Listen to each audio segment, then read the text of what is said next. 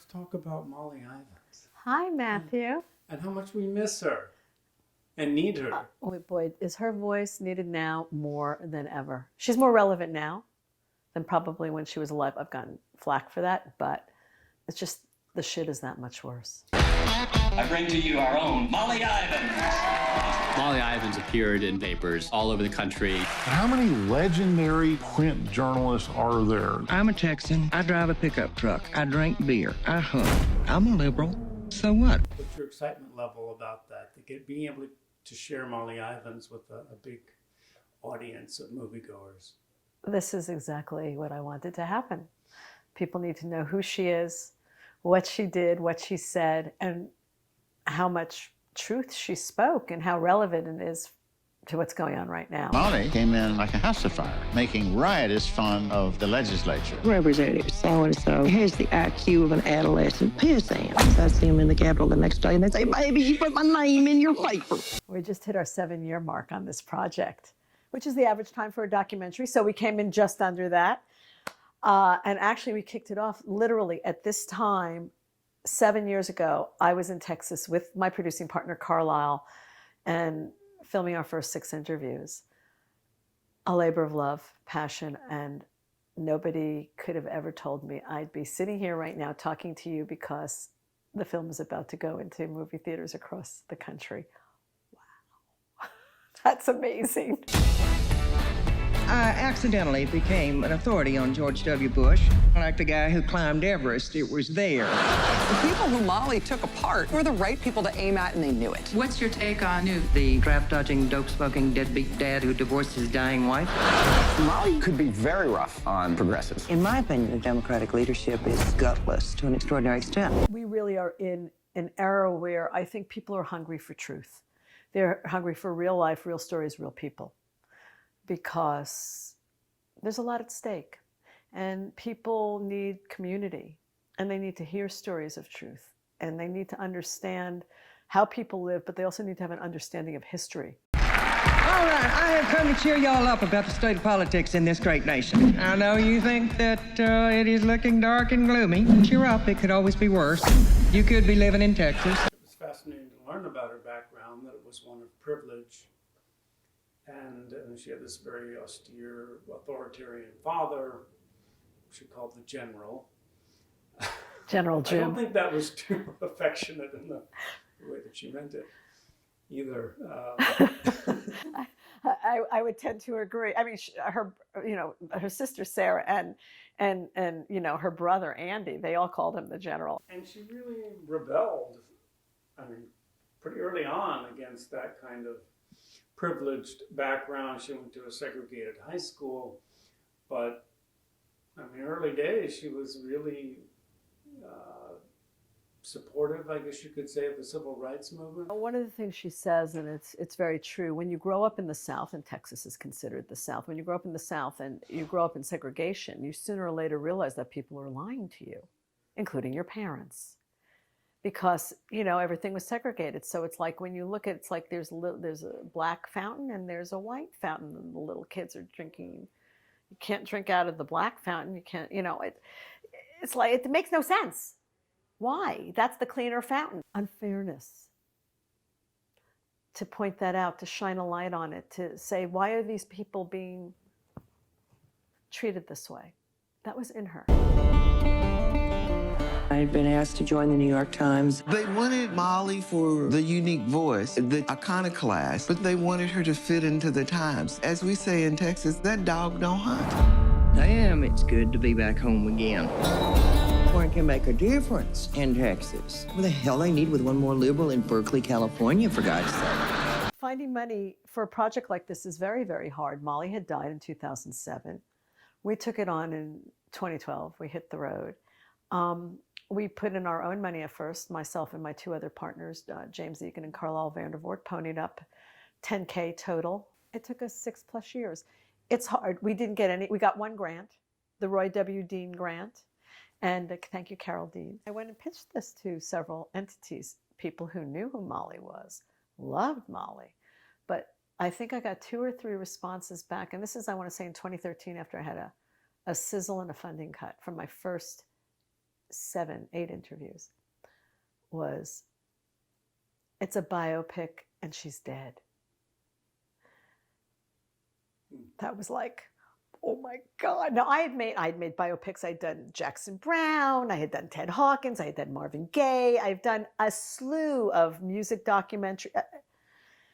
January of 2018, I was still tossing with how to tell the story because I was still, but biopic and she's dead kept like, it was like a bad omen. And I got together with Kate Amend, the great Kate Amend, editor of numerous Academy Award-winning documentaries and just a brilliant documentary editor, filmmaker herself. Kate looked at me because I was telling her I was figuring out the structure, and she said, Janice, what's wrong with the biopic? It's like the first person who said that to me in 3 years. And it's probably because of the right time, and it was because it was her, and I was just like, nothing. I was like, it was just like, I got unleashed from my own self-imposed prison. I very quickly came to understand that, first of all, as a filmmaker, as anybody creative, you got to get out of your own way. You got to let the project breathe on its own, and every project has its own life. And as soon as I and my producing partners, like, we'd think, oh, it has to be ready for the next election cycle, or it has to be ready for, it would have been buried. The fact is that as soon as we got out of the way, we raised $120,000. Like, we just let it have its own organic thing. And it started to become my thing that Molly's driving this bus. I'm just blessed to be on her ride. And the more I really started to really imbibe that, doors opened, money poured in ways so unexpected. Texas has always been the national laboratory for bad government. Major daily publications were buying her column and not running it. You bet there's censorship. Anytime you do the kind of work Molly did, there's a price to pay for it. Molly got death threats, threatening letters. I think of you as a hateful, lying left liberal. Jim Hightower said, humor is the door key to the brain. You got to unlock that little door to get people to try to listen to you. And that's what she did. She always led with humor. We're really kind of proud and excited, those of us who are Texas traditionalists. The House Speaker is under grand jury investigation. And not that we wish him ill in any way, but it would be such a great renewal of a fine tradition. We've had 5 of our last 7 have been indicted for one thing or another, and we kind of hate to let that one lapse. Actually, there was a guy in there who was not indicted. He was shot to death by his wife.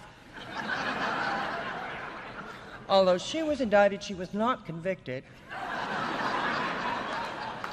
Because in Texas, we recognize public service when we see it. Humor gets us to laugh at our own foibles. It gets us to kind of stop for a minute. Actually, when somebody's funny, you have to think about what they're saying in order to laugh. So it makes you think, makes you laugh, makes you feel good. Little endorphinal release, and then maybe you actually can engage with somebody who disagrees with you. Something we've sorely forgotten. How and when did Molly sort of find her voice as a writer? She started writing, she wrote letters home from camp. They were funny. She wrote letters when she went to Paris when she was 14. Wildly funny, hilarious, little asides, little astute observations, she made little cartoons. I mean, I have photos of all of it. She would draw little cartoons, and call herself the Mole, with a new haircut looking like Jackie Kennedy. I mean, really funny things. Are there quotable Molly Ivins lines that you have absorbed? The one that's incredibly relevant right now, but didn't make the cut, but I'm sorry it didn't, and I love it, is I'm not anti-gun, I'm pro-knife. Molly wrote a whole thing about the merits of the knife. You get good exercise, the whole thing, but the whole thing was the idea, and we just reprinted it in our Facebook page on Molly Ivins. You can go Molly Ivins Facebook, Twitter, Instagram, Facebook. But we wrote, I'm not anti-gun, I'm pro-knife, and the merits of the knife. And it's wildly funny, but it's really about guns. And ban the damn things, ban them all. Want protection? Get a dog. It's incredibly relevant to what's going on right now. She wrote about a particular politician in Texas, is what put her on the map, is, if his IQ slips any lower, we'll have to water him twice a day. She got hate mail and she got fan mail. And that's why Molly Ivins can't say that, can she? Was her first book. Her paper, get this, her newspaper took out billboards all over that area of Texas, Dallas, Texas, Fort Worth, with billboards that said, Molly Ivins can't say that, can she? That was her first book, and it was all a collection of her wittiest and pithiest columns.